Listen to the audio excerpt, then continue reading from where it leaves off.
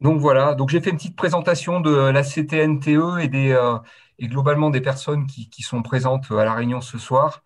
Euh, du coup, Aline, est-ce que tu veux dire peut-être un petit mot, peut-être plus général, quoi, en fait, sur le rôle notamment de la commission thématique? Ben, il me semble que tu as déjà Ouais, quasiment tout dit. c'est bon. Bon, bah, si c'est Oui, bon, oui, eh pour ben moi voilà. c'est bon, c'est-à-dire qu'on Hmm. on balaye les éléments de programme qui nous paraissent essentiels et évidemment la commission transition écologique est essentielle dans le contexte actuel, mais en plus c'est une commission qui va être amenée à traiter les sujets de façon transversale et donc ça se recoupe avec les travaux d'autres commissions. Donc on essaye de prendre en compte la transition écologique dans les différentes politiques qu'on voudrait mettre en œuvre, d'où la difficulté, effectivement. Et on est très heureux d'accueillir Benoît Lebeau. Et donc, ça fait longtemps qu'on parle du mix énergétique, enfin du scénario proposé par Négawatt. Donc, on avait beaucoup de questions et de questions d'adhérents. Et donc, ça va être l'occasion de discuter puisque je crois qu'il y a un temps d'échange ensuite. Merci à vous.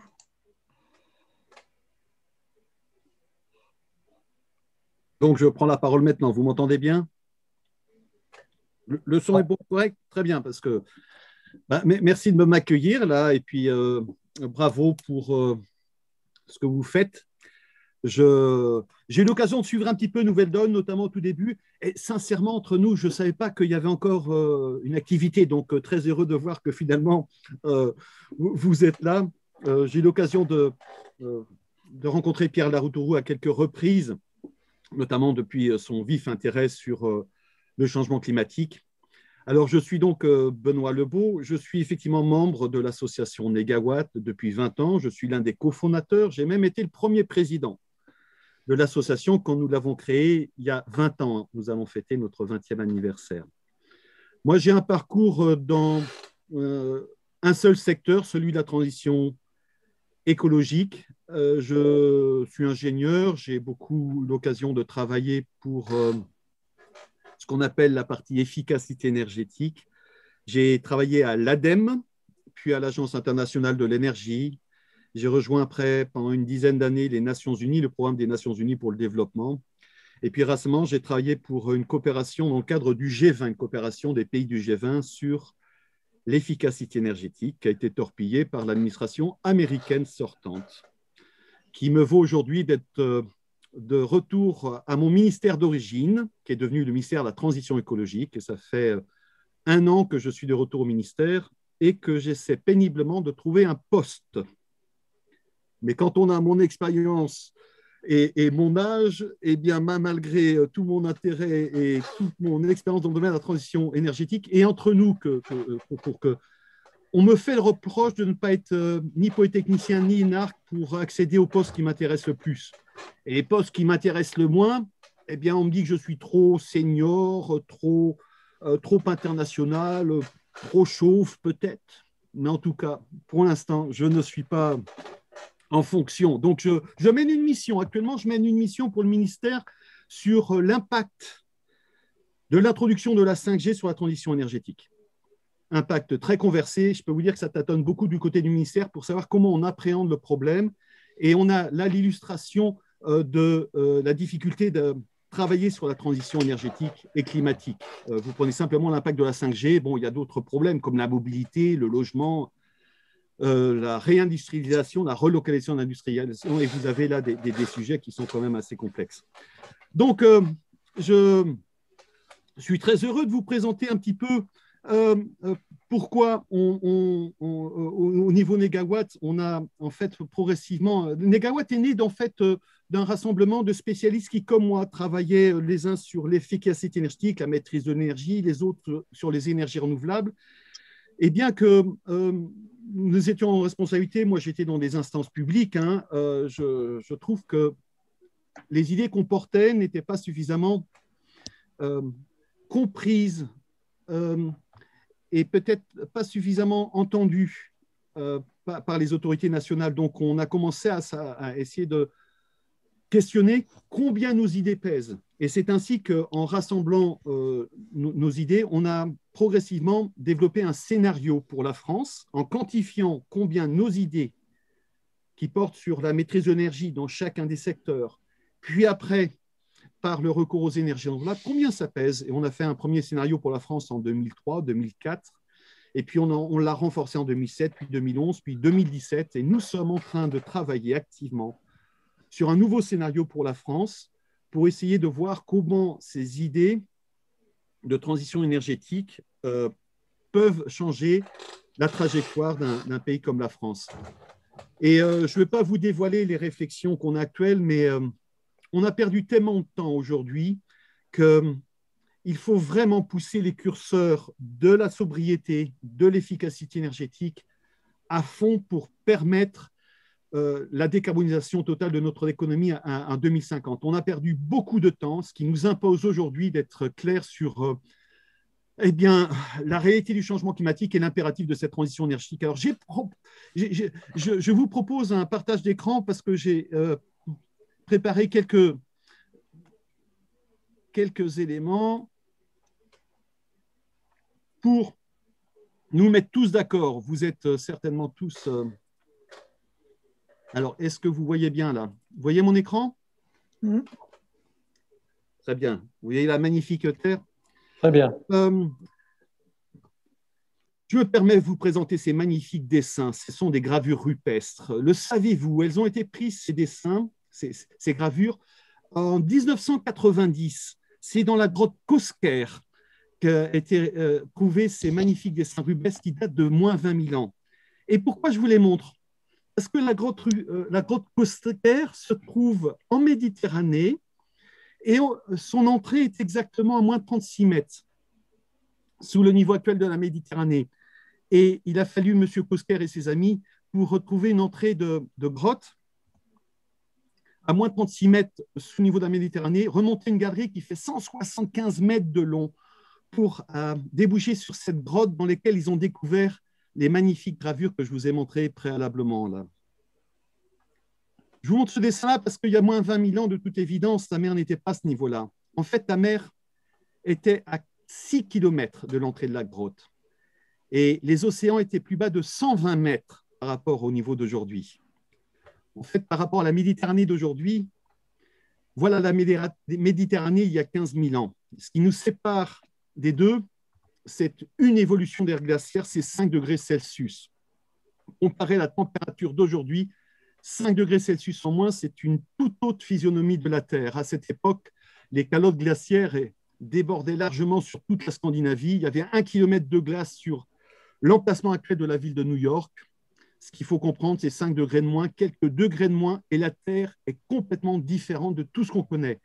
Je pense que malgré ce qu'on dit sur le changement climatique, ce n'est pas suffisamment compris que chaque degré compte. Et des écarts tels 4 à 5 degrés, c'est une toute autre Terre. Voici la Terre, l'Europe. Il y a 15 000 ans, on voit la Scandinavie, on voit qu'il n'y a pas d'île anglaise, qu'on pouvait aller de pied ferme du continent européen aux îles anglaises, simplement parce que les océans étaient plus bas de 120 mètres.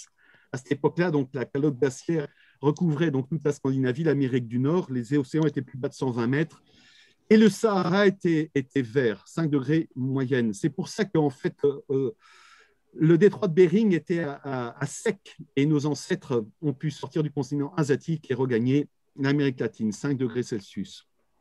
Alors le problème, c'est que l'effet de serre est un phénomène parfaitement naturel, hein, c'est celui qu'on observe quand on regagne une voiture qui a été exposée au soleil. Bien sûr, il fait plus chaud à l'intérieur de l'habitacle qu'à l'extérieur. C'est l'effet de serre et on a exactement le même phénomène autour de la planète Terre. Vous le savez très bien, avec un certain nombre de gaz dont le principal gaz à effet de serre est la vapeur d'eau. C'est la vapeur d'eau, les nuages, qui est le principal gaz à effet de serre. Mais nous avons d'autres gaz à effet de serre que sont le dioxyde de carbone, le méthane, le protoxyde d'azote et quelques gaz fluorés qui n'existaient même pas il y a un siècle, qui nous rendent de grands services dans certains secteurs. Et le problème, c'est que chacun de ces usages hors CO2, hors vapeur d'eau, chacun de ces gaz à effet de serre, n'ont cessé de se multiplier avec le développement économique et humain. Et quand on regarde, par exemple, sur un siècle entre 1900 et 2000, la population mondiale est passée de 1,5 milliard d'habitants en 1900 à 6 milliards en an 2000. sur la même période, l'énergie consommée a été multipliée par 16. Donc l'énergie, de toute façon, c'est le vecteur, c'est le sang dans les veines de l'économie humaine. Donc on a un incontournable ici, et l'énergie. Alors derrière, forcément, le recours aux énergies fossiles qui ont été les principales sources de ce fabuleux développement économique et humain, eh bien, on a des émissions de gaz à effet de serre. On est allé chercher dans le sous-sol ce charbon minéral, ce pétrole et ce gaz, donc ce carbone sous forme liquide, gazeux ou solide, pour en brûler et émettre des gaz à effet de serre. Et donc, on voit là les principaux CO2, méthane et oxyde nitreux en concentration au niveau de nos têtes. Et là, on est vraiment sur des exponentielles avec le corollaire, c'est qu'en épaississant cette couche de gaz à effet de serre, c'est comme si on épaississait les parois de la vitre du véhicule, et bien, il y a plus de chaleur qui est captée et la température augmente. Quand on regarde par ordre chronologique les années les plus chaudes, on voit que les années les plus chaudes, je viens de rajouter l'année 2020, vous voyez, qui est la deuxième plus chaude. Bref, je n'ai pas à vous expliquer plus sur l'arrêté du changement climatique avec une température qui augmente. Alors, il y a des choses à comprendre, notamment ne pas uniquement focaliser sur le CO2. Le CO2, effectivement, en répartition ici, 60% des émissions mondiales de gaz à effet de serre. Après vient les méthanes, oxydes nitreux et la déforestation. Mais on a des équivalents pour mesurer les gaz, des équivalents à impact à 100 ans, mais tous les gaz à effet de serre n'ont pas le même équivalent et ça fait partie des problèmes à appréhender. Alors, une petite illustration pour se mettre tous d'accord sur le sujet. Ce qu'il faut comprendre, c'est qu'au-dessus de nos têtes, nous avons un équivalent d'une concentration, ici représentée par un niveau dans une baignoire, un niveau de concentration de gaz à effet de serre qui était très stable jusqu'en 1750, jusqu'à temps qu'on découvre le charbon minéral et qu'on se mette à l'exploiter pour permettre la première révolution industrielle. À l'époque, on avait des émissions de gaz à effet de serre par la respiration des hommes et des plantes et on avait une séquestration naturelle de ce dioxyde de carbone, notamment par la biomasse via la photosynthèse, et on avait un équilibre parfait entre ce qui était émis et ce qui était extrait. D'accord ? Avec l'utilisation massive et le recours de ces énergies fossiles, d'abord charbon minéral, puis pétrole et enfin gaz, nous avons ouvert beaucoup plus grand le robinet des émissions de gaz à effet de serre. Et au même moment, avec la population qui grandit, nous avons restreint les espaces que la biomasse disposait, dont la biomasse disposait pour capter le CO2. Donc, l'aspect puits séquestration a baissé inévitablement en ouvrant le robinet, en restreignant l'évacuation, le niveau est monté. Et on n'a pas qu'un seul robinet, on a autant de robinets que de gaz à effet de serre, on a autant de robinets qu'on a de pays, d'activités, d'individus sur Terre. Nous sommes tous concernés. Moi, j'ai eu longtemps un très gros robinet parce que travaillant dans ces instances internationales, je prenais beaucoup l'avion et j'avais une empreinte carbone digne d'un obèse américain. Voilà. Ce graphe permet de comprendre vers où on doit aller et pourquoi les négociations internationales ont été si difficiles. Il est impératif de maintenir le niveau de concentration à un maximum qui nous permettrait de rester sous la barre de 2 degrés. Et donc, on sait très bien quel est le niveau qui va falloir aujourd'hui entre ce qu'on émet, à peu près 40 millions de tonnes, et ce qu'on évacue, 16 millions de tonnes. Il va falloir qu'on gagne exactement. Alors, qu'est-ce qu'on peut gagner au niveau de l'évacuation? Stopper la déforestation, reboiser, ça on connaît. On a une marge de manœuvre de 10 à 20%. Il est impératif de réduire le robinet au moins à cet ordre-là de 16 à 18 gigas. En gros, il y a une telle inertie que beaucoup de scientifiques, parce que j'ai eu l'occasion de présenter ça à des scientifiques du climat, les vrais amis qui travaillent sur le climat, qui me disent non, il faut vraiment fermer le robinet. Il n'y aura pas d'autre alternative que de fermer l'horizon à l'horizon 2050, ce robinet des gaz à effet de serre. Bref, j'en suis sûr que vous connaissez ça en grande partie. Mais on a du mal quand même à expliquer que cette transition n'est plus un choix, c'est un impératif. Et comprendre de quoi on parle, ce système de ce qu'on émet doit être équivalent à ce qu'on peut capter, qu'il faut absolument maximiser ce qu'on peut capter, notamment par les sources naturelles.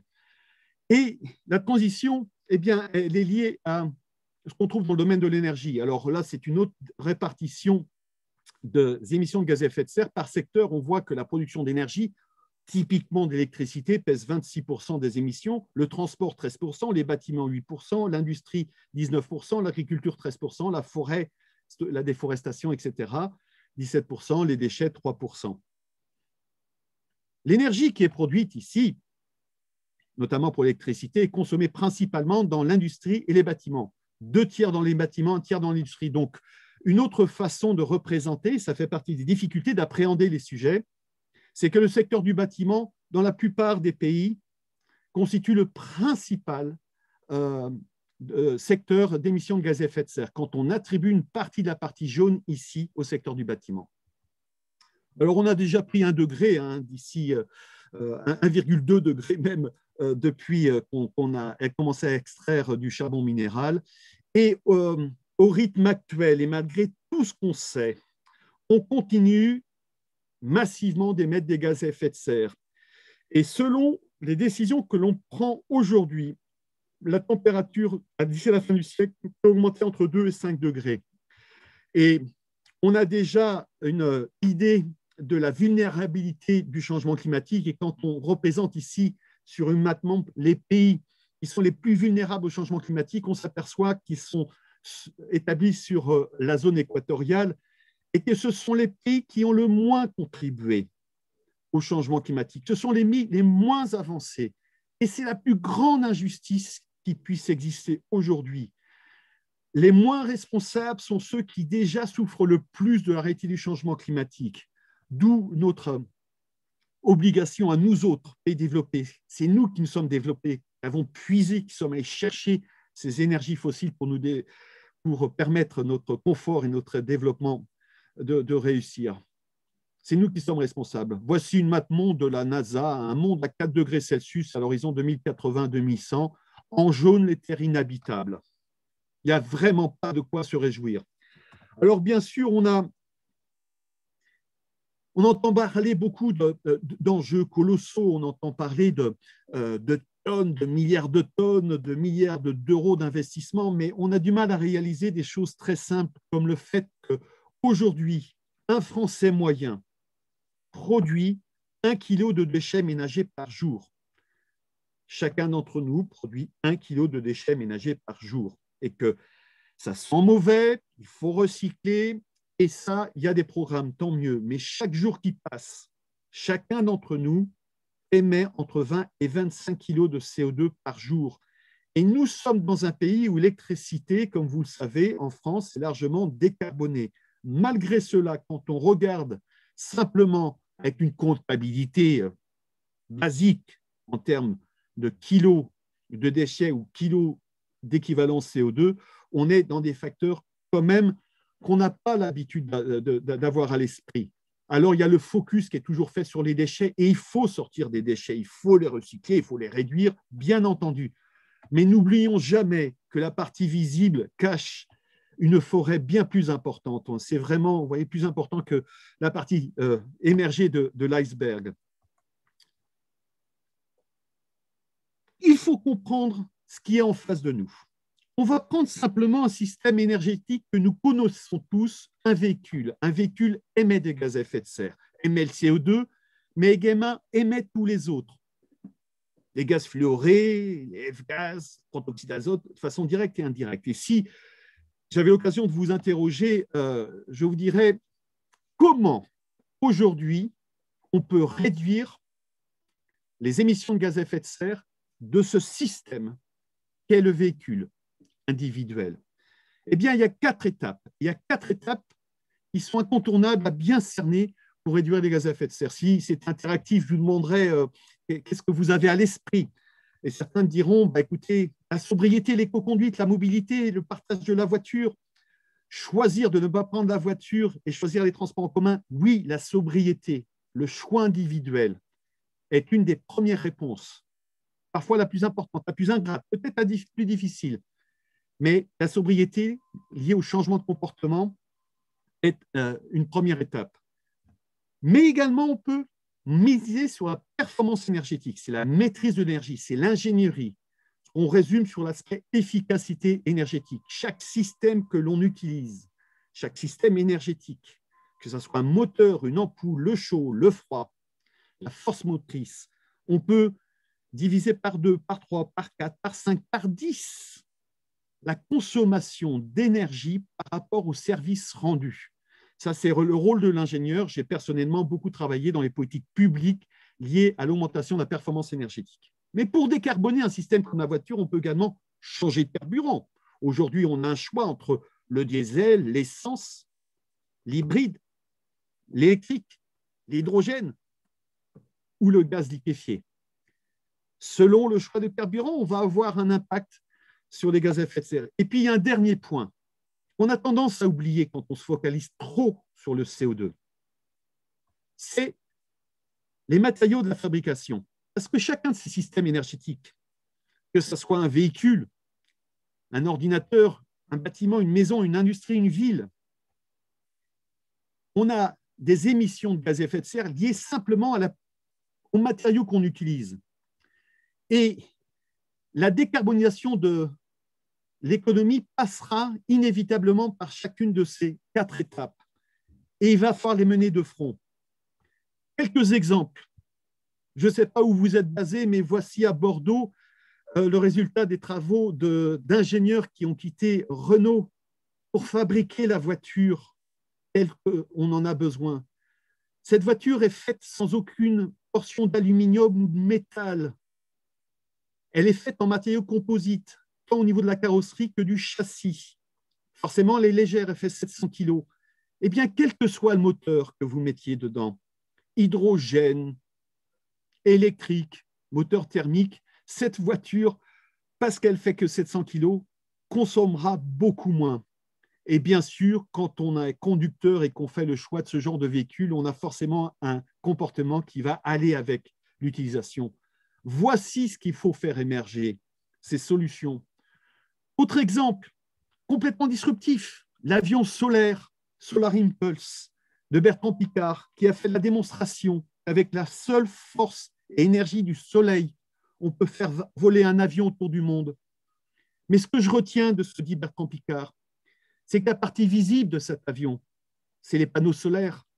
Mais la partie ingrate, qui a demandé tout le travail, ça a été le choix des matériaux, ça a été le design, ça a été le choix de la performance optimale pour chacune des composantes de cet avion, du moteur à la gestion des batteries.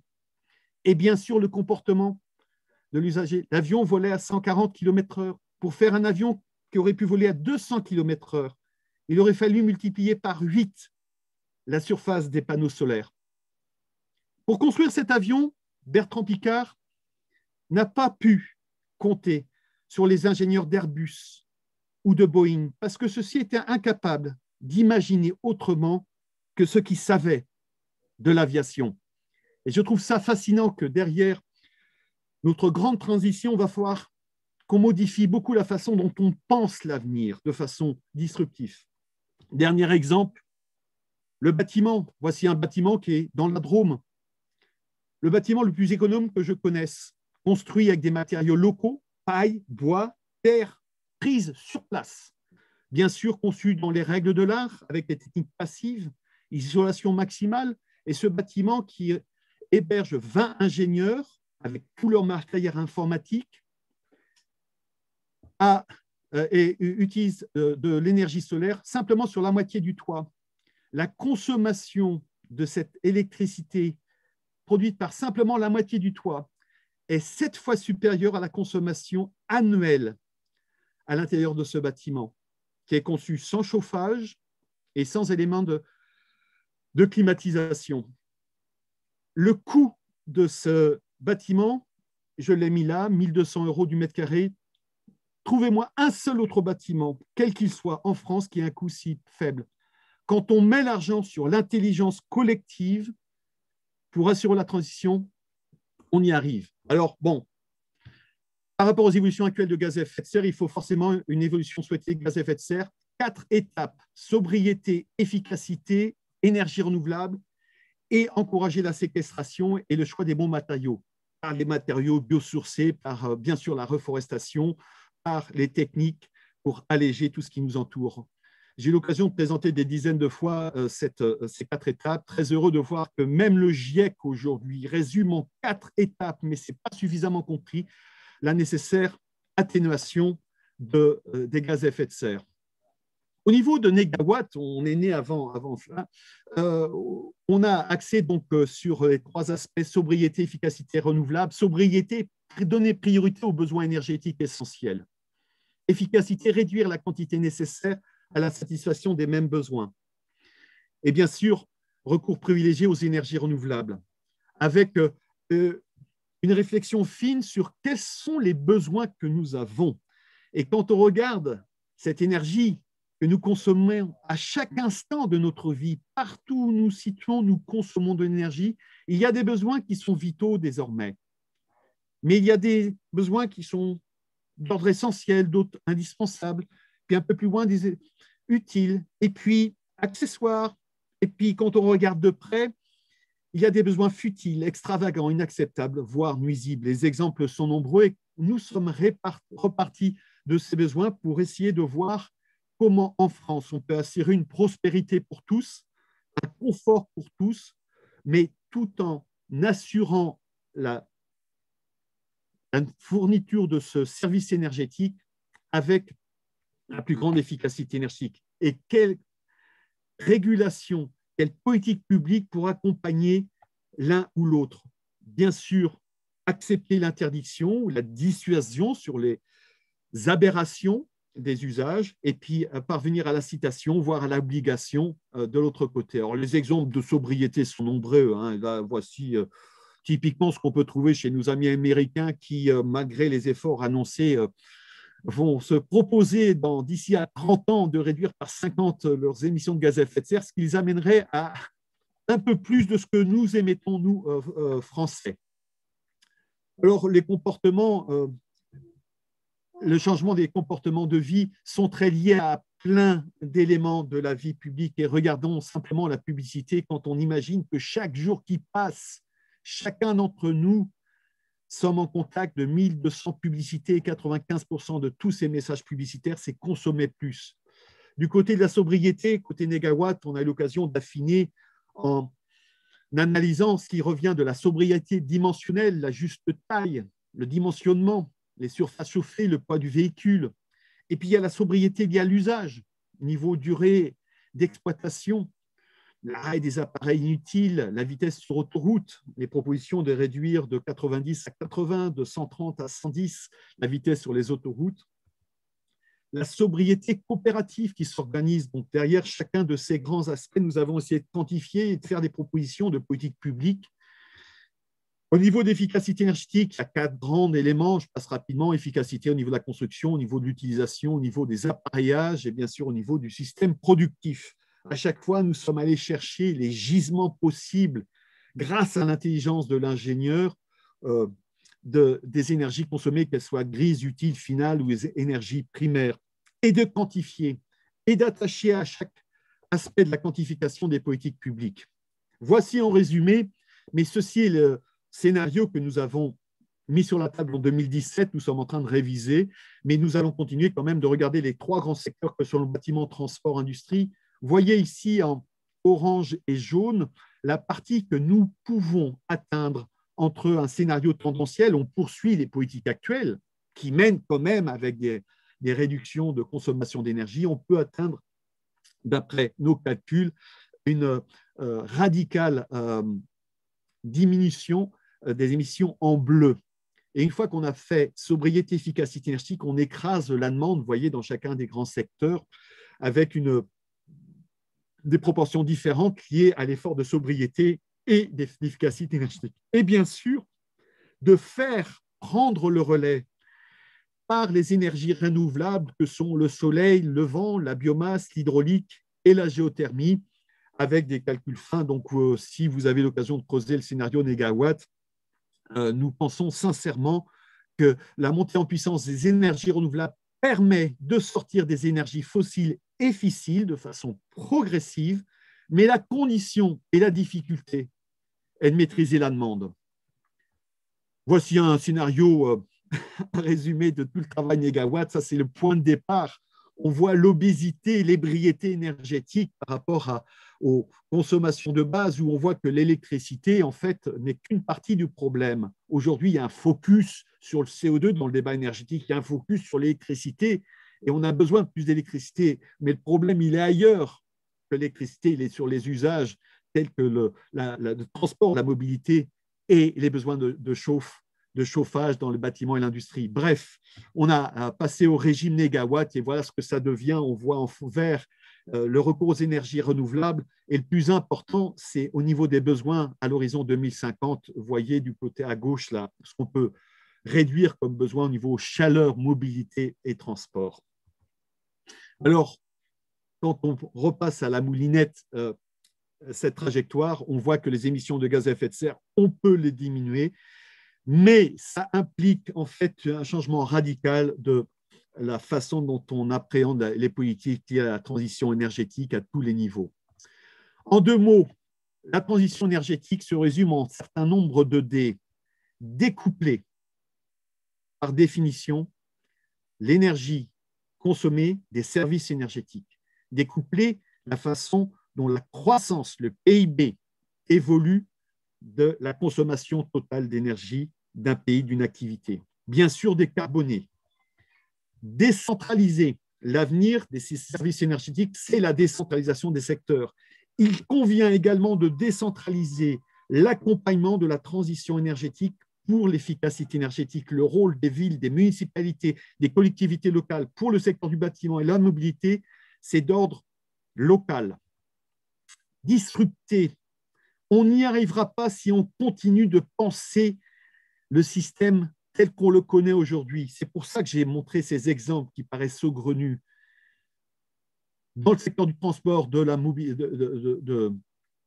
du bâtiment ou même de l'aviation. Digitaliser, la digitalisation, la numérisation de notre économie est une bénédiction et on peut, malgré les craintes qu'on a par rapport à la 5G, faire un usage bien plus important pour diffuser la science. Enfin, désirer. Il faut qu'on passe du D2, de la D2 à la 3D. La 2D, c'est le développement durable. Il faut passer au développement durable et désirable. C'est comme si on n'aimait pas cette planète. C'est comme si on ne désirait pas ce changement pour la raison pour laquelle on n'y arrive pas. Bref, nous changeons d'air, nous changeons d'air, nous changeons d'air. Nous sommes rentrés dans l'anthropocène. Cette ère, nous avons quitté l'ère de stabilité de l'Holocène depuis la dernière glaciation. Et ça, il faut accepter que désormais, le climat, c'est nous qui le ferons. Nous changeons d'air. L'air que nous respirons devient une marchandise. Et une tonne de CO2, aujourd'hui, une valeur marchande. Et s'il ne l'a pas, il va falloir lui donner. Et ça fait partie des politiques publiques, des fondamentaux, de donner un signal prix à ce qui est devenu, hélas, une pollution. Et nous changeons d'air. Il y a une indispensable solidarité géographique, qu'elle soit locale ou internationale, un impératif d'action locale. Donc voilà, pour aller plus loin, vous savez que l'association Négawatt a un site web, a un certain nombre d'écrits, de manifestes. Vous êtes bienvenus de regarder tout ça. Donc voilà, nous sommes toujours actifs plus que jamais, mais surtout là pour ouvrir le débat. Voilà, rendre possible ce qui est souhaitable. J'espère avoir eu l'occasion de partager quelques éléments de réflexion et surtout de stimuler le débat avec vous autres ce soir. Voilà, je stoppe mon partage d'écran.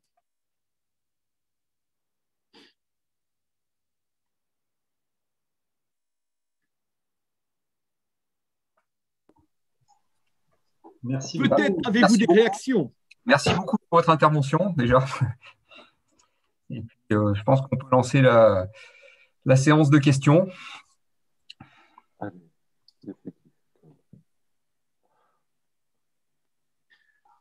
Je vous présente mes excuses d'être revenu sur certains fondamentaux du climat. Mais je suis absolument persuadé, ça fait 30 ans que je creuse le sujet. J'ai commencé mes premières études changement climatique et énergie en 1987. Je peux vous dire que même Greenpeace, à l'époque, n'était pas certain du problème.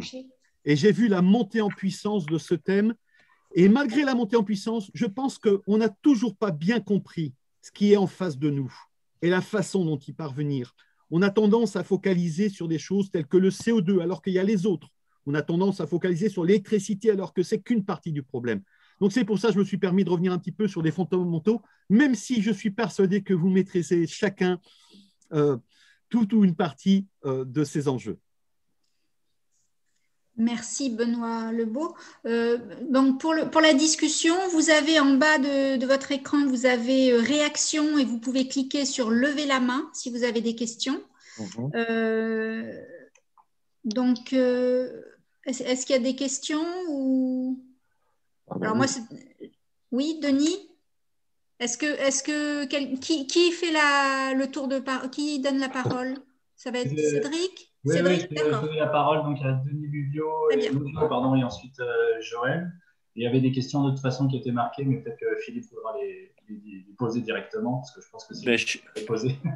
Je peux laisser la place aux questions qui ont été écrites d'abord, si vous voulez, même à Joël. Non, vas-y. Bon, ok. Oui, effectivement, on est nombreux chez nous à être très sensibilisés depuis même assez longtemps à tous ces problèmes et à avoir beaucoup lu là-dessus. Le problème qu'on se pose, enfin que personnellement je me pose, pas seulement sur la transition écologique, mais sur des tas de mesures qui sont urgentes sur le plan social et autres, c'est en fait comment procéder en prenant d'abord les mesures structurantes qui atténuent les problèmes secondaires, plutôt que comme dans certains projets, de s'atteler à certains problèmes marginaux qui ne résolvent pas le problème fondamental. Et donc, en fait, je pense que la grosse difficulté, c'est de hiérarchiser les mesures à prendre et en faire une chronologie qui permette de faire porter les efforts, notamment budgétaires, sur les choses les plus importantes et les plus urgentes, de manière à ce que ces premières mesures, entre guillemets, déblayent le terrain et éliminent un certain nombre de problèmes secondaires sur lesquels on aurait tendance à dépenser de l'argent et de l'énergie si on regarde les choses par le petit bout de la lorgnette et qu'on commence par des mesurettes apparemment même quelquefois spectaculaires, mais qui ne font pas de réforme structurelle. Je pense par exemple, dans le Conseil des partis, il y a eu une longue discussion sur la taxation des SUV et des voitures lourdes et polluantes, mais pour moi, ce n'est pas une mesure structurante. Parce que, ne serait-ce que parce que les riches sont prêts à payer pour continuer à polluer. Et une mesure structurante, c'est autre chose. Et on pourrait prendre d'autres exemples, évidemment, là-dessus. Moi, c'est la question que je poserais à Negawatt, c'est de savoir comment on planifie, en fait, parce qu'il faut planifier, comment on planifie les mesures qui ont le plus d'effet pour la moindre dépense budgétaire et le moins d'énergie, je dirais, sociale, le moins de coût social aussi.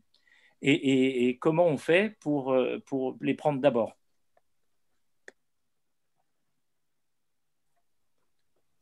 Je réponds du coup.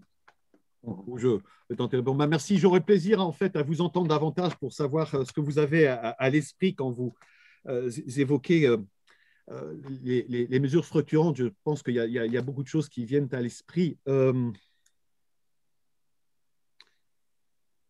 L'importance de la finance, et personnellement, c'est ce qui m'a rapproché de Pierre Larouturou, qui a été un des premiers à positionner le débat sur ce terrain-là. Effectivement, taxer fait partie des solutions. Il va falloir commencer à taxer tout ce qui est polluant, et en premier lieu le CO2. Mais je dirais même avant de taxer, pour simplement cette dimension-là, si on arrêtait de subventionner de façon directe ou indirecte le recours aux énergies fossiles, il y aurait déjà des vraies marges de manœuvre. Au niveau international, c'est de l'ordre de 300 à 500 milliards de dollars qui vont chaque année aux énergies fossiles encore aujourd'hui. Même un pays comme la France, par des mesures de réduction de la taxe, de ceci, on continue de subventionner massivement les énergies fossiles, contrairement, et il y a bien sûr un accompagnement des mesures des énergies propres et une certaine subvention aux énergies fossiles, mais c'est bien moindre que les énergies fossiles. Donc, il y a taxé, il y a arrêté les subventions, mais je pense que ça ne suffit pas. Et effectivement, vous pouvez taxer très cher, ou même il y a des pays ou des situations où l'énergie est très chère et on continue de gaspiller parce qu'il n'y a pas en place sur le terrain les ingrédients de la transition énergétique. Et moi, j'en appelle avec mes petits camarades Négawatt à surtout qu'on donne les moyens de la mise en place de tout ce qui est structurant, de tout ce dont on a besoin pour la transition énergétique. Et c'est une longue liste de choses à faire qui va de former les architectes à l'existence du changement climatique, à leur faire découvrir la place du soleil dans la course, dans le ciel le long de l'année, de former tous ces artisans qui continuent d'installer du double vitrage, là où il faudrait du triple, qui continuent de fabriquer des équipements qui appartiennent au passé, etc. L'aspect structurant, pour moi, c'est la mise en place des capacités humaines et institutionnelles, tant au niveau national qu'au niveau local. Et j'avoue que la route est très, très longue. Je suis un ancien ingénieur de l'ADEME, l'Agence de l'environnement et de la maîtrise de l'énergie. Vous savez que depuis 3 ans, l'ADEME perd du personnel alors qu'elle devrait être… Elle est devenue l'Agence de la transition énergétique, elle perd du personnel aujourd'hui. Et parce que, voilà, restrictions budgétaires, mais c'est l'inverse qu'il faudrait faire. Ça fait partie des choses structurantes qui sont pas en première. Et les choses, une fois qu'on a dit ça, après, je crois énormément à la puissance publique, au rôle de la politique publique. Je crois que les enjeux sont tels que ce qui sera structurant, ce sont des politiques publiques de type obligatoire, réglementaire. Si je peux citer un secteur, la rénovation thermique. On n'arrivera pas à décarboner le secteur du bâtiment sans obligation. Mais l'obligation ne sera possible que s'il y a un accompagnement très fin au niveau du soutien financier. Et c'est là où on a besoin d'un jeu d'acteurs, en fait, d'un écosystème qui n'existe pas encore. Donc, voilà ma réponse générale. Jouer sur le signal prix, impérativement, mais aller au-delà et financer la partie la plus ingrate, la plus difficile, celle de la mise en place de tous ces ingrédients de la transition, qui sont très nombreux.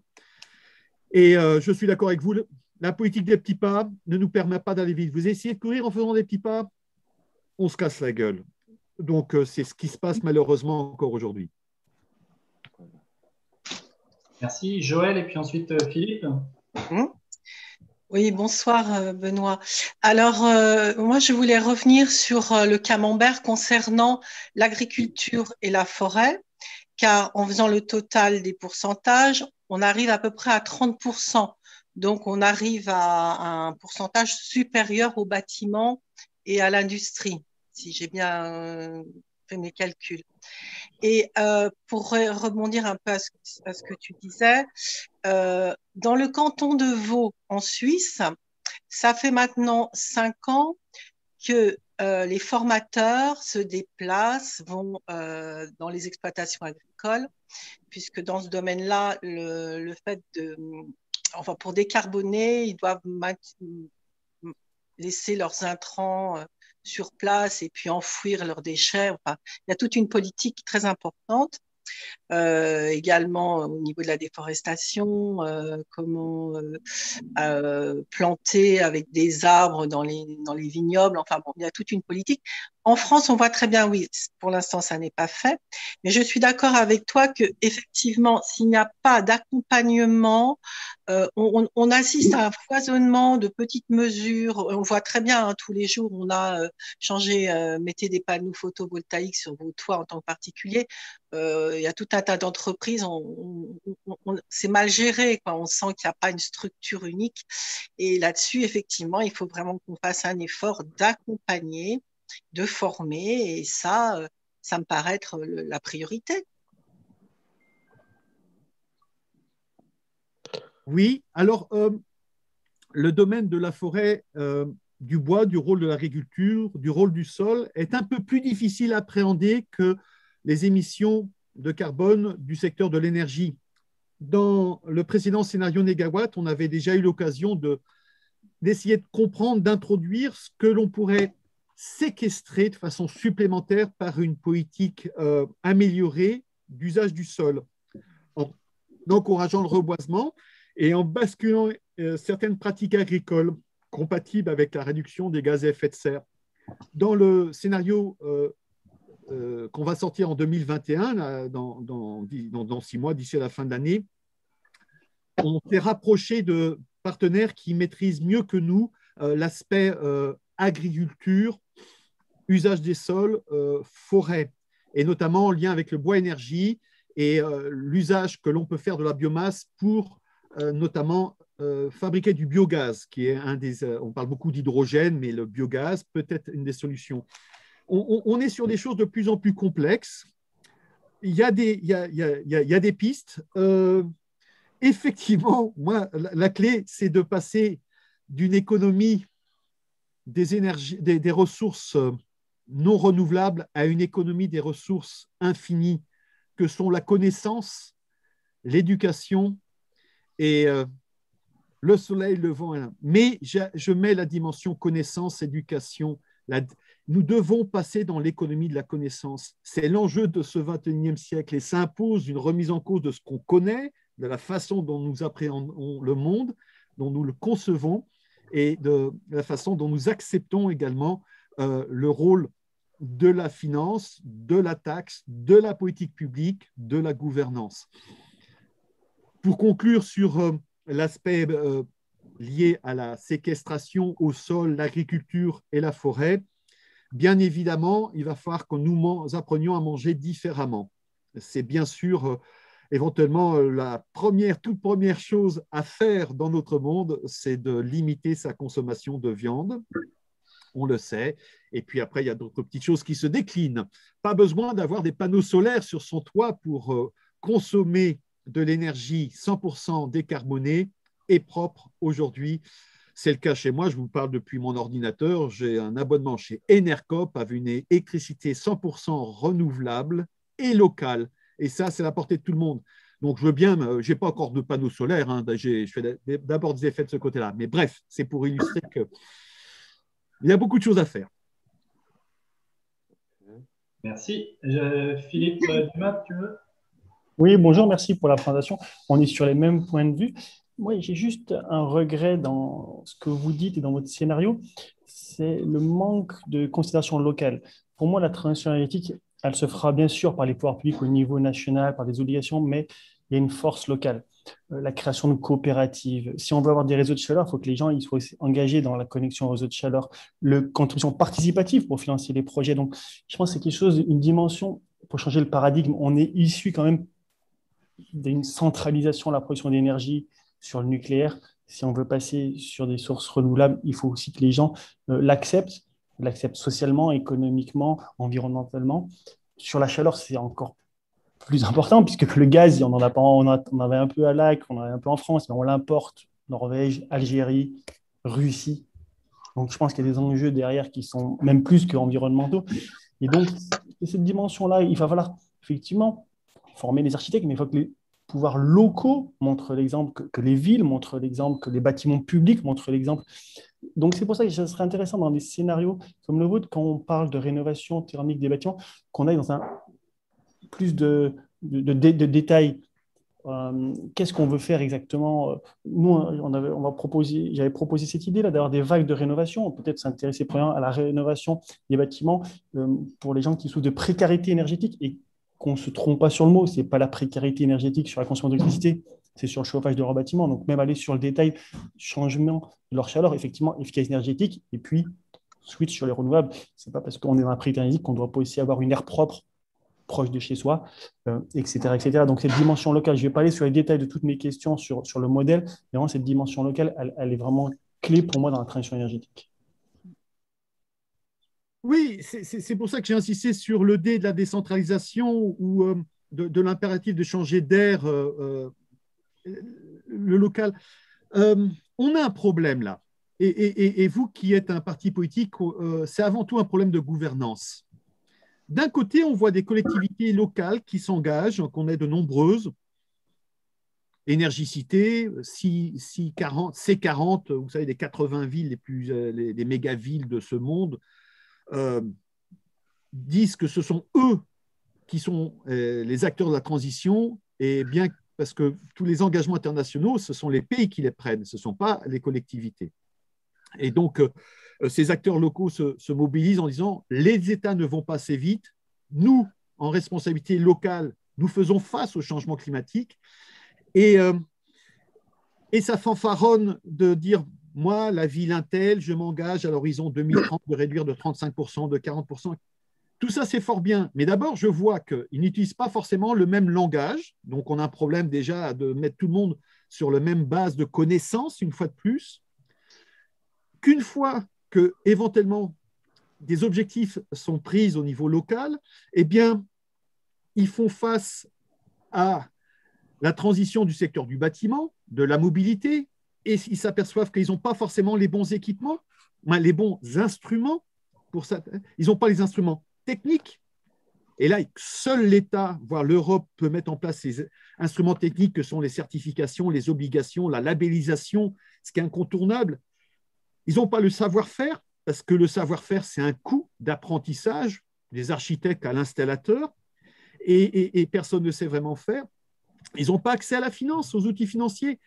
Et j'aspire vraiment à ce qu'on ait une meilleure articulation entre ce que la responsabilité du national, la mise en place des moyens et des instruments de type nationaux, instruments techniques comme politiques, en passant par les instruments de formation, et puis la mobilisation du local. Je participe moi-même sur le territoire, j'habite en banlieue parisienne, on a un territoire de 11 communes, je participe au PCAET, au plan climat, air, énergie territoriale, et je vois le grand écart entre les annonces des uns des autres et puis la réalité du terrain, et tout revient dans mon esprit au fait qu'on n'a pas une bonne articulation aujourd'hui entre le national et le local. C'est bien évidemment, il va falloir équiper et multiplier les compétences au niveau local. Vous savez ce que je souhaite le plus? On a eu devant nous un exemple extraordinaire de renforcement des connaissances à hauteur des enjeux par la Convention citoyenne climat. On a tiré au sort 150 citoyens.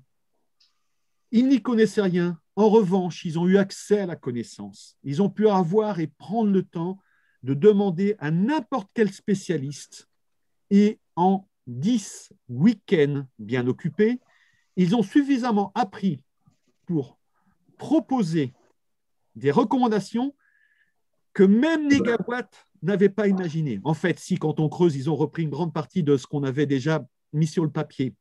Mais c'est uniquement quand l'accès à la connaissance sur la réalité du changement climatique, qui importe à faire bouger, qu'on peut avoir des propositions. Et ce que je souhaiterais, moi, c'est que chaque élu de notre pays puisse prendre le temps pour accéder à la même connaissance que les 150 citoyens. Ça devrait être obligatoire de démarrer un mandat par une formation fine, parce qu'on ne peut pas leur en vouloir, c'est compliqué. Notre histoire est compliquée. Et ça, c'est un coût entre nous. La Convention citoyenne climat, ça a coûté 4 millions d'euros. C'est cher ou c'est pas cher? Moi, je pense que c'est de l'argent bien dépensé, et que c'est parce qu'on n'arrive pas à dépenser, parce qu'on préfère le gadget, parce qu'on préfère des fois lancer 3 milliards, 7 milliards d'investissements dans de l'hydrogène qui pèse l'épaisseur du trait à l'horizon 2030-2040. J'aspire vraiment à ce qu'on mise sur la connaissance à tous les niveaux, et ça fait partie des principales revendications que je formule. Je vois une main levée, je vois deux autres mains levées. Et Jacques, puis Frédéric, merci beaucoup. Oui, bonjour et merci. Moi, je suis arrivé un petit peu en retard, donc peut-être que mon sujet a déjà été abordé. Professionnellement, je travaille en éco-construction dans le bâtiment, rénovation énergétique et compagnie. Et puis, il se trouve que je suis élu à la ville de Rennes depuis le dernier mandat. Comme vous, eh bien, je suis aussi abonné à Enercop pour mon électricité, pas pour mon chauffage. Et en fait, ma question, elle était autour de ça, c'est qu'en fait, l'électricité, c'est une petite partie qui occupe le débat public, mais qui en fait ne correspond qu'à très peu, c'est-à-dire l'électricité, c'est 25%, pas très peu, c'est beaucoup et pas beaucoup, mais c'est 25% de l'énergie qui est consommée en France. Le reste étant essentiellement du carbone. Donc, on passe notre temps à parler des 25% autour de la question du nucléaire, et je vais y revenir, et on parle en définitive assez peu de la masse qui réchauffe le climat, les 75%. Je profite que vous soyez là parce que j'ai écouté régulièrement Jean Covici, qui m'intéresse beaucoup en termes d'énergéticien, mais qui m'ennuie un petit peu parce que, en conclusion, il dit qu'il faut aller sur le nucléaire. Et je n'ai pas eu de réponse de la part de Negawatt pour l'instant sur l'affirmation de Jean Covici qui dit que pour une même quantité de kilowattheure en énergie finie, il faut beaucoup plus d'énergie en matières premières, en eau, en sable, en métal, en matériaux rares, je ne sais pas quoi, que pour le même nombre de kilowattheures livrés aux clients en énergie nucléaire. Et là, j'avais envie d'avoir une réponse, peut-être un document, j'en sais rien.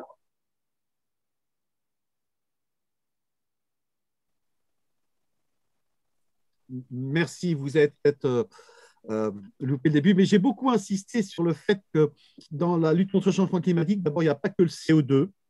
On a tendance à focaliser sur le CO2 et on peut perdre la guerre sur le climat en oubliant que le méthane est particulièrement dangereux pour ses effets à court terme, que les gaz fluorés. Bref, on a une opportunité sur. Il ne faut pas oublier les autres aspects. Tout comme on a tendance à focaliser effectivement sur l'électricité parce que c'est une partie visible de l'énergie, partie moderne, et qu'il y a des acteurs qui voient des marchés émergents de façon très importante. Donc, on a tendance. L'électricité, c'est 25% du problème et c'est 95% des débats, et notamment en France avec le nucléaire.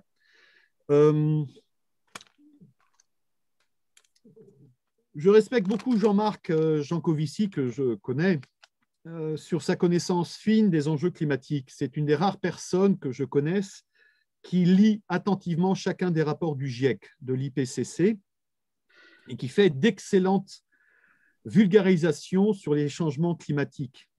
Je respecte beaucoup Jean-Marc Jancovici sur, quand il évoque l'efficacité énergétique, la nécessaire maîtrise de l'énergie. En revanche, je suis à l'opposé de ce qu'il pense sur les énergies renouvelables. Et il existe de nombreux sites désormais qui dénoncent en fait les calculs de comptables qu'ils se permettent de faire qui sont complètement faux sur les énergies renouvelables. La seule explication, c'est qu'effectivement, Jean-Marc Jancovici est complètement axé sur la défense du nucléaire et c'est vraiment dommage. Le nucléaire, c'est du second ordre dans la transition que l'on a devant nous.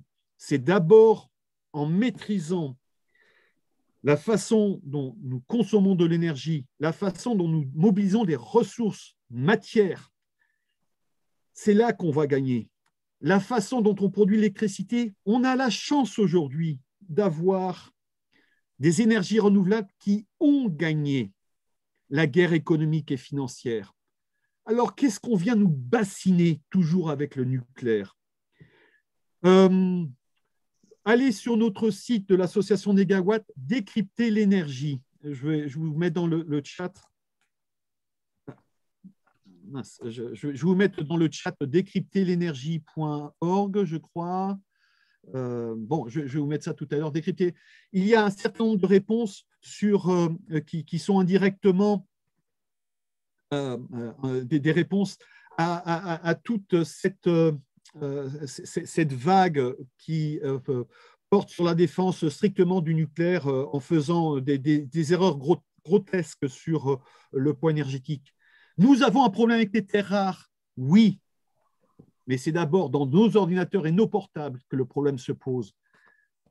Pourquoi soudain certains font émerger que pour telle ou telle éolienne, on n'a pas de problème de terres rares dans les éoliennes? Non, mais est-ce que…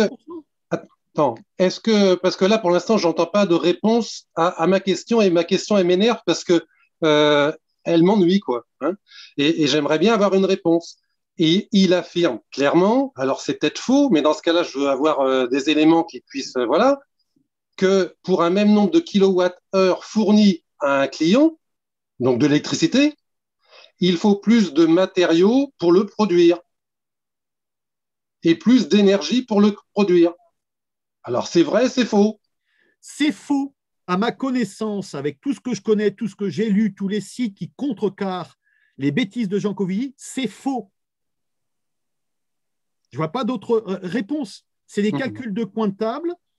Et aujourd'hui, les bilans sont parfaitement connus des énergies renouvelables. Allons chercher derrière chaque gramme d'uranium combien de tonnes il a fallu brasser. Non, mais il ne parle pas d'uranium. Non, mais il ne parle pas d'uranium. Eh bien oui, mais le bilan est pourtant défavorable sur la promotion, ce qu'il met en avant. Mais sauf que ça, c'est jamais dit. Alors effectivement, il y a des gens qui vont se focaliser sur les autres aspects.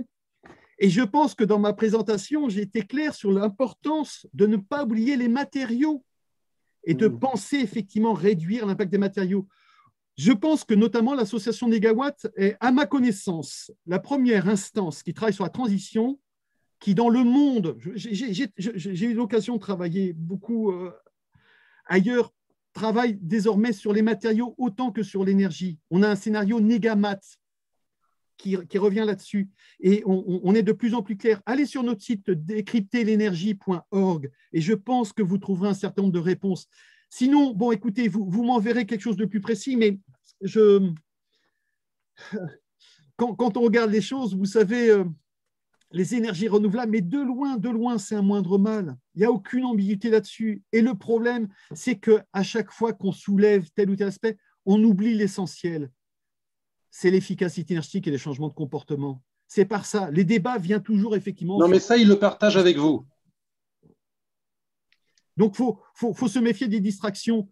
Il n'y a pas un seul débat aujourd'hui sans qu'on nous rabâche sur l'hydrogène ou le carbone capture et storage ou sur le nucléaire de 4e génération qui n'existe même pas. Mais ce sont des distractions et au niveau politique, c'est grave. Oui, mais ça, il le partage avec vous aussi. Oui, sauf qu'on n'a pas la même comptabilité de la réalité des énergies renouvelables.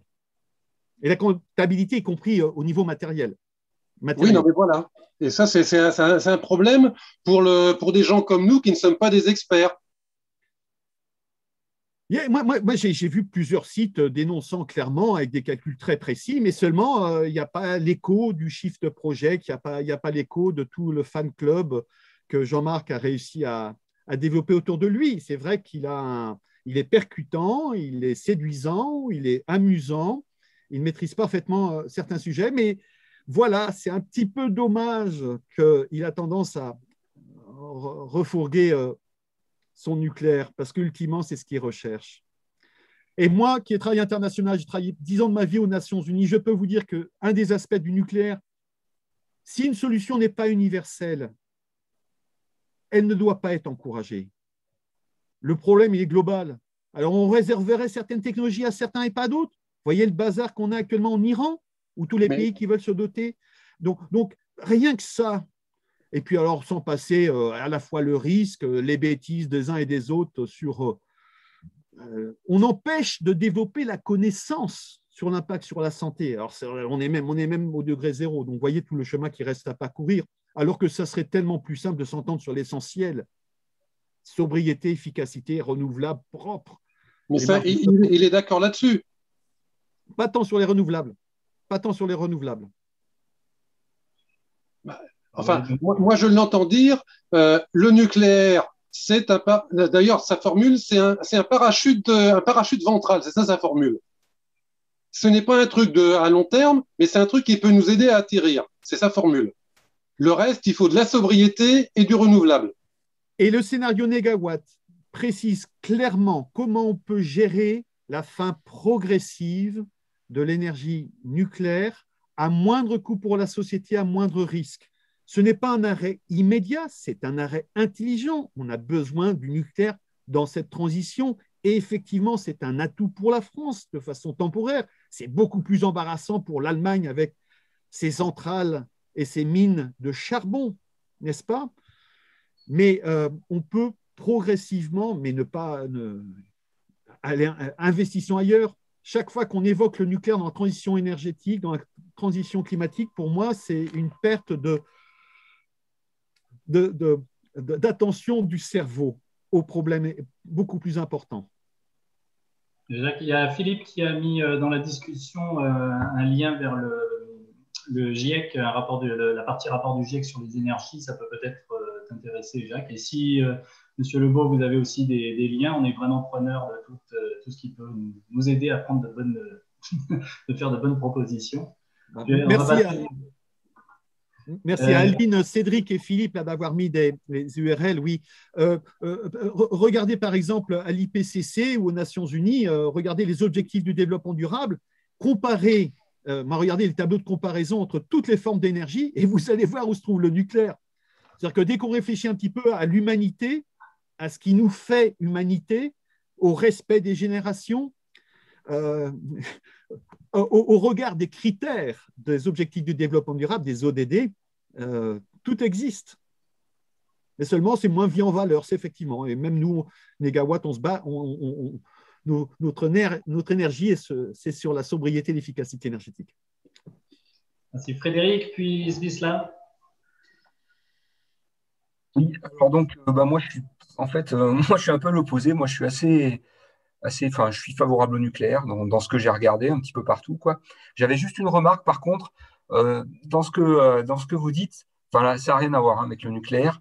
Vous parliez d'alléger les véhicules pour éviter la consommation. Moi, ce qui me gêne un petit peu, c'est que là, on parle beaucoup de composites, que ce soit dans les avions ou là, ce que vous avez montré, et les composites, c'est inrecyclable, quoi. Donc déjà, sur le principe, ça me gêne. Après, vous parlez de l'avion de Bertrand Piccard. Je crois qu'il a mis 1 an pour faire le tour du monde. Il y a plein de fois, il n'a pas pu décoller parce qu'il n'y avait pas de soleil ou parce qu'il n'y avait pas. Donc, je suis pas sûr que. Moi, je suis dans la technique, mais je suis pas sûr qu'on arrive à faire voler des gens avec ça, quoi. Enfin, il a mis plus d'1 an. Enfin, c'est voilà. Et sinon, bon, moi, je suis assez pro-nucléaire, mais en fait, ce qui me gêne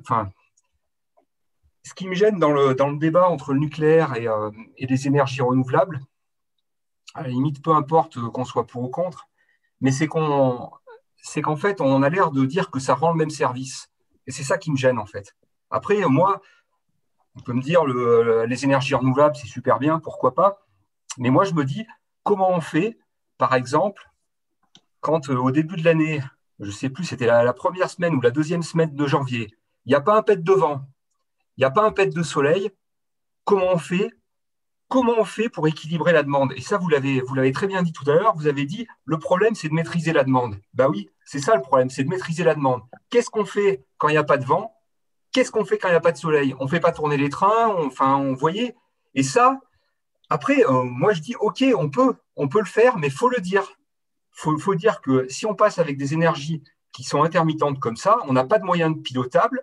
Du coup, il y aura des moments où il n'y aura pas d'électricité et on ne pourra pas faire, quoi. Et moi, je trouve que c'est ça qui manque dans toutes ces théories. C'est, voilà, quoi. Comment on fait? Moi, c'est assez simple, hein, ça serait facile à simuler. Hein. Vous prenez, je ne sais plus si c'est la première ou la deuxième semaine de janvier de cette année, il n'y a pas un pet de vent, il n'y a pas un pet de soleil. On fait comment? En France, on a développé la consommation d'énergie à outrance pour fabriquer des centrales nucléaires. On a inventé une énorme bêtise qui était le chauffage électrique, vous le savez très bien, qui est inconfortable, qui est très cher et qui met une grosse partie de la population dans la précarité.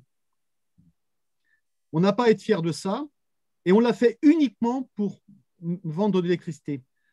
Au niveau du scénario Négawatt, dans nos réflexions, nous sommes pour de l'électricité. Nous sommes pour de l'électricité, y compris au niveau du chauffage, mais de grâce, après avoir réduit au minimum les besoins thermiques par une meilleure isolation qu'on n'a jamais fait jusqu'alors, et avec les techniques les plus performantes, en gros la pompe à chaleur. Et là, on est. Donc, le problème que vous soulevez d'un risque, c'était uniquement lié à un très mauvais usage et une promotion totalement artificielle du chauffage électrique. Et on paye très fort un mauvais raisonnement aujourd'hui. Vous savez très bien que le chauffage électrique en France, je parle des grippins, vous savez, ceux qui pèsent énormément sur les factures, faites le bilan CO2. Ça émet beaucoup plus qu'un chauffage gaz. Parce que pour fabriquer l'électricité pendant l'heure de pointe, c'est en hiver, eh bien, c'est à ce moment-là qu'on fait même tourner des centrales au charbon. Donc, une fois de plus, c'est pas… Quant aux énergies renouvelables et l'intermittence, allez sur le site Décrypter l'énergie, lisez les rapports de l'Agence internationale de l'énergie, lisez le dernier rapport RTE et de l'Agence internationale de l'énergie. Vous allez voir qu'il n'y a aucun problème par rapport à l'intermittence, jusqu'à 80% d'électricité intermittente dans un système énergétique. Quand j'ai commencé il y a 25 ans, on disait « Oh là là, au-delà de 5%, l'intermittence allait empêcher le réseau électrique de se maintenir au niveau. » Et puis, on a passé la barre des 30%, et puis 50%, et maintenant 80%, mais sans aucun problème. L'avantage d'un réseau électrique, c'est qu'ils sont interconnectés et que s'il n'y a pas du soleil au nord, il y a du vent au sud, etc. Tous les chiffres sont là pour mettre à plat ce que vous venez de dire. Il n'y a pas de problème d'intermittence. Avant d'y arriver et avant même, je vais vous dire un truc. Nous avons 14 millions de chauffe-eau électriques. Aucun n'est connecté. Au mieux, ils fonctionnent à l'heure jour-nuit. Demain, pour 1 euro, on les équipe avec des systèmes pour absorber l'électricité quand elle sera produite ou pour se taire. On a le meilleur stockage possible, thermique, à notre portée. Mais qu'est-ce qu'on attend pour le mettre en place? Lisez sur le site Décrypter l'énergie. Il n'y a aucun problème lié à la crainte. La crainte pour moi, c'est de ne pas agir, de ne pas aujourd'hui prendre position pour une massive transformation de notre système énergétique avec des arguments comme celui que vous faites. Ça, c'est grave, parce que le changement climatique, il va nous impacter gravement. On va fermer des centrales. Des centrales nucléaires ont été fermées en raison du changement climatique.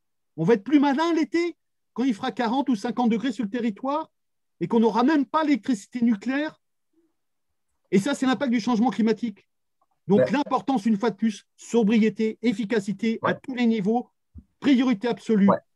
C'est la croissance de demain, c'est la création d'emplois, mais par contre, effectivement, ça fait partie du changement de mentalité des esprits, de la conception de notre monde. Eh ben, moi, ce que je trouverais là-dessus, ce qui serait bien, ça serait de faire des démonstrateurs.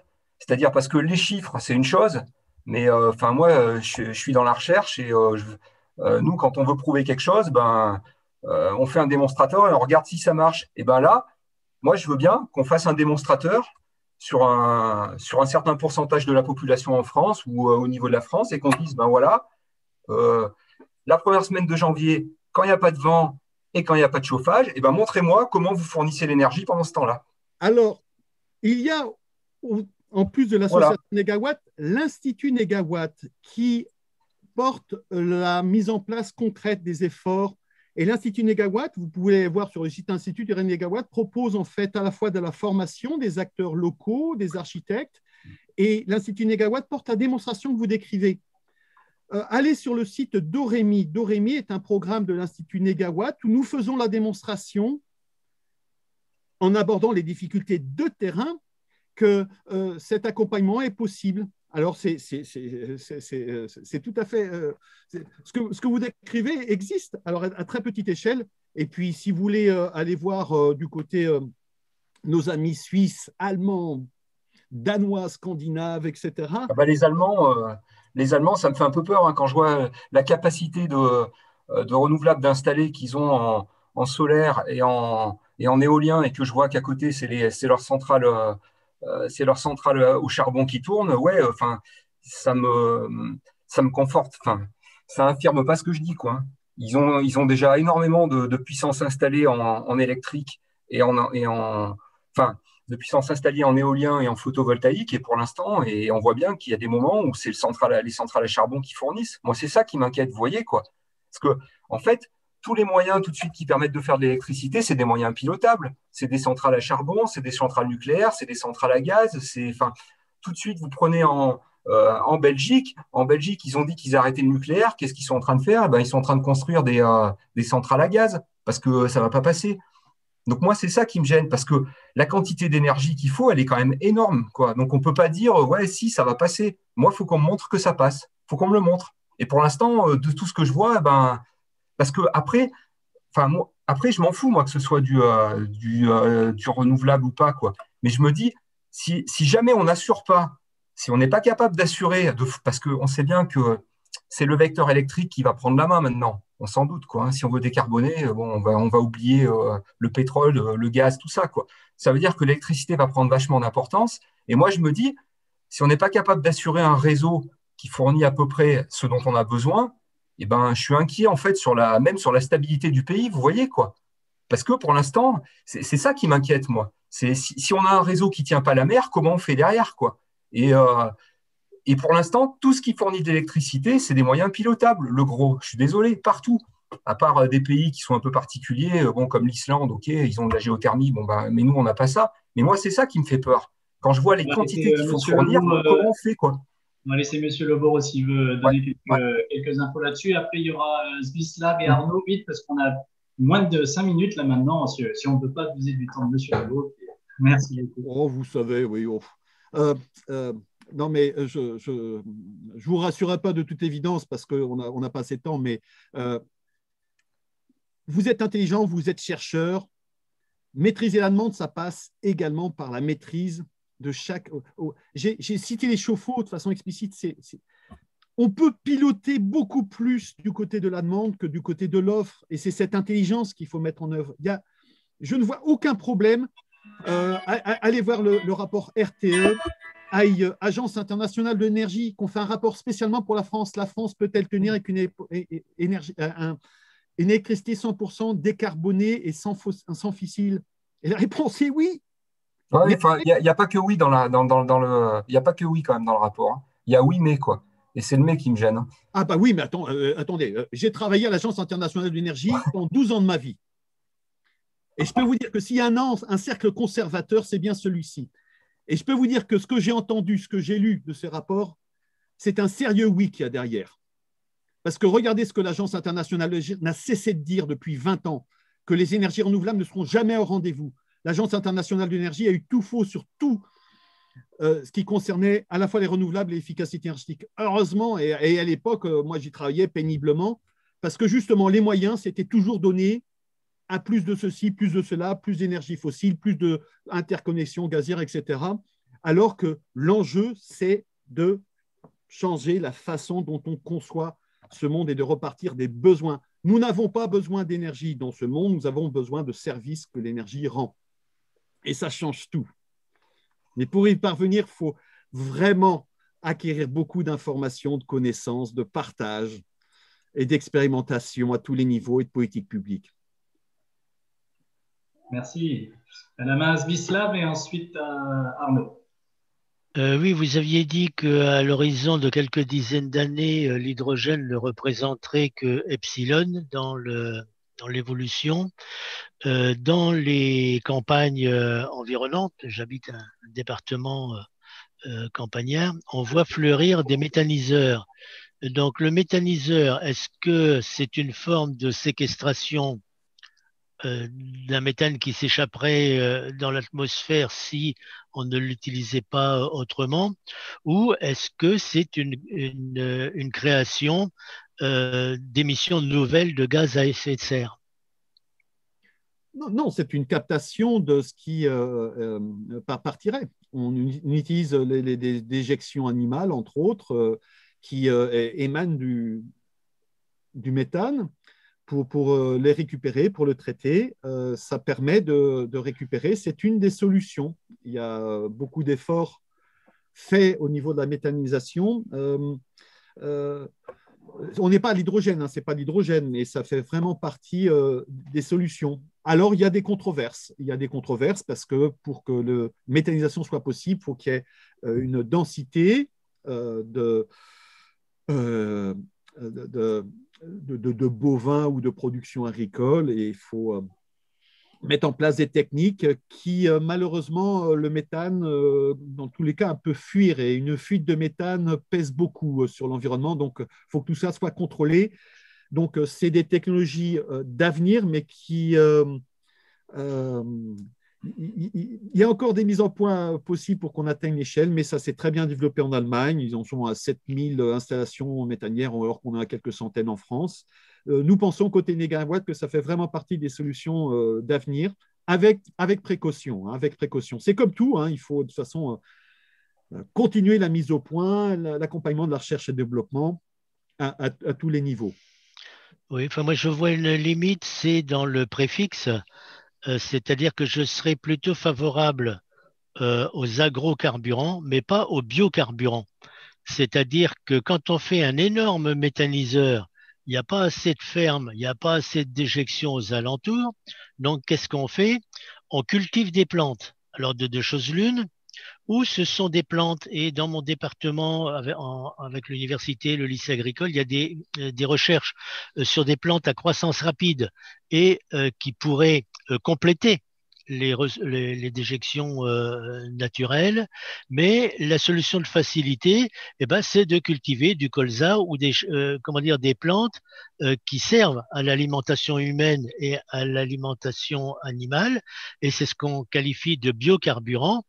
Et donc, voilà, moi, je suis en lutte contre ce préfixe biocarburant. Dès l'instant où c'est du biocarburant, c'est pas bio, puisque c'est un détournement de ce qui sert à la vie. Par contre, de recycler des déchets, des choses comme ça, c'est bon, mais il faudrait se contenter de petites unités qui drainent dans un périmètre de transport raisonnable. Oui, j'entends bien le problème. J'entends bien le problème.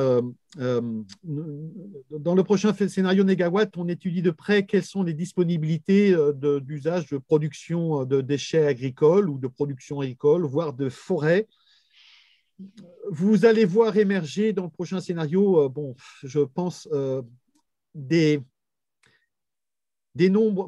estimations à la baisse sur la part des agrocarburants. On tire les leçons des difficultés actuelles et je pense que le prochain scénario donnera une part moins importante. A priori, nous sommes en train de faire des arbitrages à ces technologies-là et un peu plus de prudence comme vous le dites. Merci. Il y a Arnaud et ensuite Yves. À partir de maintenant, c'est extra time, comme on dit aux États-Unis, et je vous laisse, Monsieur Lebeau, dès que vous voulez arrêter, n'hésitez pas à me faire signe. On va dire un quart d'heure parce que j'ai une réunion à 20h. J'ai une autre réunion. Magnifique. Donc, un quart d'heure. Merci beaucoup pour toutes ces explications. Moi, ma question elle est plus par rapport à votre expérience, aussi bien dans les ministères que dans les organismes internationaux, par rapport à quel serait, d'après vous, le chemin pour que politiquement, on y arrive.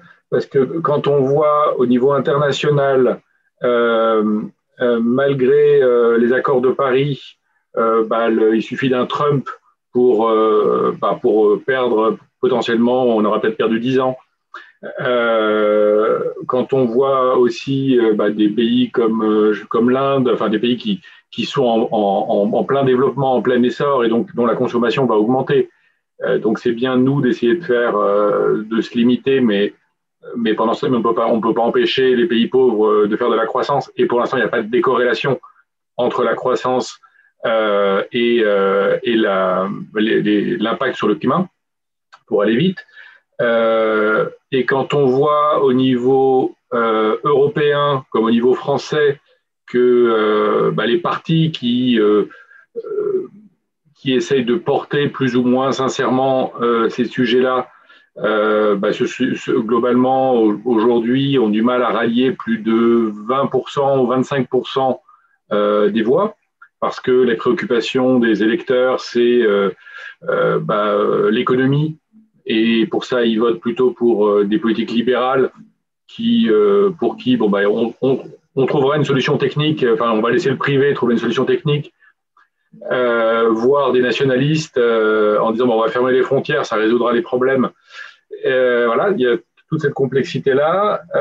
Et puis, enfin, pour rajouter encore à toute cette complexité, cette nécessité de planifier à long terme, faire des changements structurants, ce qui va dans le sens qui peut être incompatible, on peut se demander à un moment donné, avec la démocratie. Quand on voit les enjeux des résultats de court terme qui sont demandés à chaque fois aux gouvernements successifs, et puis toute la complexité qu'on a dans nos démocraties. Pour le coup, si on prend un pays comme la Chine, qui a beaucoup de défauts, ils ont une capacité à planifier des politiques. Alors, ils peuvent aller dans un très mauvais sens ou dans un meilleur sens, mais ils ont cette capacité à réellement planifier, à changer vraiment une orientation de façon radicale de leur pays. Et on voit qu'au niveau européen, avec les contre-pouvoirs, avec le fait qu'on n'est même pas capable de se mettre d'accord pour ne pas se tirer dans les pattes financièrement sur l'évasion fiscale, alors arriver à se mettre d'accord sur des politiques structurantes qui vont à court terme contre les intérêts de beaucoup de lobbies, tout ça, ça fait que ça ne rend pas très optimiste, on va dire, pour des gens comme nous, où nous on est des braves citoyens, on se dit il faut faire quelque chose, allons-y avec nos épées de bois. Mais quel serait d'après vous le chemin pour est-ce que vous voyez qu'il y a une faille dans l'armure? Ne pas agir nous mène à la catastrophe à tous les niveaux, va amplifier toutes les peurs et les craintes. Ne pas agir, mais sur le seul thème de l'immigration, mais on n'a rien vu. Ne pas agir. Moi, j'ai eu l'occasion de vivre en Afrique, mais je peux vous dire qu'on est en train de dégrader les conditions de vie décentes de millions de milliards de personnes, et nous en sommes responsables. Mais ne pas agir, c'est évident qu'on va avoir des phénomènes à tous les niveaux, et notamment l'immigration humaine. On n'a rien vu aujourd'hui. Donc, ne pas agir, c'est vraiment catastrophique. Ne pas agir également va obliger à des prises de position et des politiques radicales. Et effectivement, c'est la remise en cause des démocraties. Agir, j'espère qu'il est encore temps d'agir dans un cadre démocratique pour engager la transition. Mais effectivement, c'est profond. Il faut que ce thème soit approprié par les politiques et les partis politiques. Nous n'avons pas les bons indicateurs. C'est un premier point. Nous continuons d'entendre des débats politiques où la croissance, le PIB, est le seul indicateur. Mais de grâce, de quoi parlons-on ? On sait tous que c'est un mauvais indicateur. Eh bien, si on se donnait les moyens déjà de réfléchir aux politiques publiques avec les bons indicateurs, et celui des émissions de gaz à effet de serre, celui des services dont on a besoin, serait bien plus utile. Après, je pense qu'on a des vraies marges du côté des politiques financières et monétaires, et c'est là où je me suis rapproché des réflexions de Pierre Alaroutourou. Je participe activement, je suis membre du conseil d'administration de Agir pour le climat, PAC Finance Climat, parce que je pense qu'une grosse partie des enjeux se trouve là, dans la mobilisation de la finance. Aujourd'hui, moi qui travaille au sein d'un ministère technique, le ministère de la Transition écologique, je vois bien que ce n'est pas là que se trouve la décision. La décision se trouve à Bercy. C'est à Bercy qu'on a la gestion des finances, et c'est là que se joue. Et je ne suis pas certain qu'à Bercy, ils aient bien compris le changement climatique. Avec un ministre qui continue de parler de croissance à tout va, je pense qu'on n'y est pas du tout. Donc, oui, mais c'est bien pour ces gens-là que les électeurs ont voté. Et à l'échelle européenne, encore plus. Donc, si on respecte la démocratie, on ne va pas y arriver. Il faut qu'on fasse une révolution verte. On a un vrai défi, c'est pour ça que j'appelle vivement au partage de la connaissance, à l'échange. On n'a plus le droit de savoir que la lutte contre le changement climatique, ce n'est plus une option, c'est une priorité. Et s'il y a un quoi qu'il en coûte qui aurait du sens, ça serait celui de la lutte contre le changement climatique. Mais de quoi parlons? Tous ceux qui nous parlent des dettes et de retour à une certaine austérité après la crise Covid, mais de quoi ils nous parlent, ceux-là? Ceux-là, ce sont les vrais. C'est eux qui apportent la plus grosse ambiguïté à la démocratie et à la transition. Et je ne sais pas comment faire, sinon peut-être continuer le débat et vous encourager à réfléchir au sein de Nouvelles Donnes, à prendre en compte ces ambitions. Mais on a, pour la première fois, on a un rendez-vous avec l'histoire et on a un indicateur commun, ça s'appelle la tonne de CO2 ou d'équivalent CO2. Mais de grâce, on a des objectifs, on veut décarboner. Vous savez qu'au rythme actuel de la politique nationale, pour décarboner le secteur du bâtiment, on va mettre 8 siècles à atteindre l'objectif de 2050. Et que l'Allemagne, malgré tous ses efforts, va mettre 3 siècles à décarboner son secteur du bâtiment à l'horizon 2050. Alors, comment on fait? Eh bien, on change de braquet, on change de modalité. L'argent, on sait, on a toujours su trouver de l'argent pour mener des guerres, le quoi qu'il en coûte, et après, des programmes intelligents comme le New Deal ou le plan Marshall sont des fabuleux exemples. Et puis, il faut penser rupture, il faut penser disruptif, parce qu'on n'y arrivera pas autrement. Je pense qu'on a un vrai déficit de connaissance et d'absorption des connaissances dans l'esprit de certains. Merci. Peut-être la dernière question, Yves. Oui, j'ai peur de faire revenir trop sur Terre, parce que j'avais demandé la parole quand on parlait d'agriculture, bon, qui a un peu mes dadas, et bon, Zvislav a dit ce qu'il pensait. Je le rejoins complètement sur la méthanisation. Je vis aussi en secteur rural, et les gros méthaniseurs consomment des surfaces qui sont cultivées exprès pour les alimenter, parce que c'est comme des centrales nucléaires, ça ne peut pas s'arrêter. Et il faut en permanence leur fournir des choses, alors que les déjections animales, par exemple, c'est quelque chose qui est plus sporadique, surtout dans des régions où l'élevage est très, très maltraité et est en train quasiment de disparaître. Donc, bon, je ne redis pas ce qu'a dit Zvislav. Par contre, je vais faire un commentaire général sur l'agriculture, parce qu'en France, il me semble, d'après mes chiffres, l'agriculture est responsable de 20% des émissions de gaz à effet de serre, donc c'est plus qu'au niveau mondial. Et donc, c'est un gros problème. Donc, il y a une grosse urgence à la transition écologique de l'agriculture. Mais l'agriculture est un problème, mais c'est aussi une solution. Parce qu'en fait, l'agriculture, si on arrive à une agriculture beaucoup plus respectueuse dans l'environnement, avec des haies, des taillis, de l'agroforesterie, etc., on a une capacité à stocker du carbone, l'arrêt de la suppression des prairies, etc. Donc, je crois que l'agriculture est un des problèmes, mais aussi c'est une des solutions et sur lesquelles il faut investir massivement. Et là, je vous promets que ce n'est pas 800 ans qu'il faut pour transformer l'agriculture. De toute façon, dans 800 ans, l'agriculture telle qu'elle est faite actuellement, elle n'existera plus. Il n'y aura plus de sol du tout fertile, mais ce n'est pas 800 ans, c'est de l'ordre de 50 ans. Donc, il y a urgence et un retour sur investissement extrêmement important à travailler sur l'agriculture. Je pense que dans le prochain scénario Négawatt, vous trouverez un certain nombre de réflexions dans ce sens-là. On a conscience qu'il y a un lien entre usage du sol, production agricole et forestière, en lien avec l'énergie et par rapport aux émissions de CO2, très clairement. Et changer des pratiques fait partie de nos propositions. Et le triptyque sobriété, efficacité, renouvelable marche également très bien dans l'agriculture. Sobriété, on a tout à gagner en consommant moins de certains produits carnés et mieux, par exemple, et à tous les niveaux. Merci beaucoup. Écoutez, peut-être une question, Monsieur Lebeau. Est-ce que vous nous autorisez à pouvoir diffuser cette réunion que nous avons eue et toutes ces propositions que vous avez faites à le diffuser auprès de nos adhérents, sympathisants, voire même sur des réseaux, ou est-ce que vous avez quelque chose contre? J'espère avoir précisé que, bien que je travaille au ministère, je m'exprimais ce soir en tant que surtout membre de l'association Négawatt et surtout un individu concerné par le monde dans lequel, nous évoluons. Et voilà, à aucun moment ce que je dis n'est une parole d'un agent du ministère. D'abord, je suis toujours à la recherche d'un poste au sein de ce ministère. Donc voilà, hormis cela, voilà. Et puis si, vous savez, hein,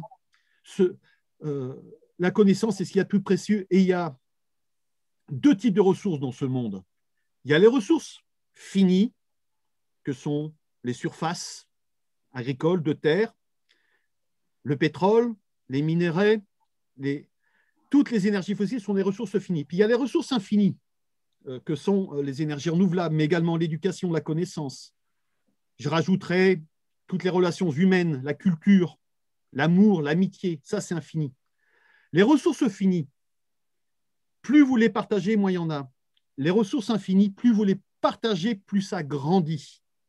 On partage la connaissance, elle grandit. On partage l'amour, l'amitié, les énergies renouvelables, l'efficacité énergétique, ça croît. Par contre, le partage des ressources finies, c'est immédiat. Je partage mon puits de pétrole en deux, au bout de 10 ans, il n'y en a plus. Le partage des ressources infinies, ça prend du temps. C'est le temps long de la connaissance, de l'éducation, le temps long de cultiver l'amour, l'amitié, le temps long de développer les stratégies qu'on a évoquées aujourd'hui. Hélas, on est dans un monde qui est axé sur le court terme, le très court terme. Et effectivement, les échéances maintenant se rapprochent, mais on a tendance à prendre des décisions qui sont incompatibles avec même à l'horizon à 10, 20 ou 30 ans. Donc ça, c'est un vrai problème. Mais il faut l'accepter.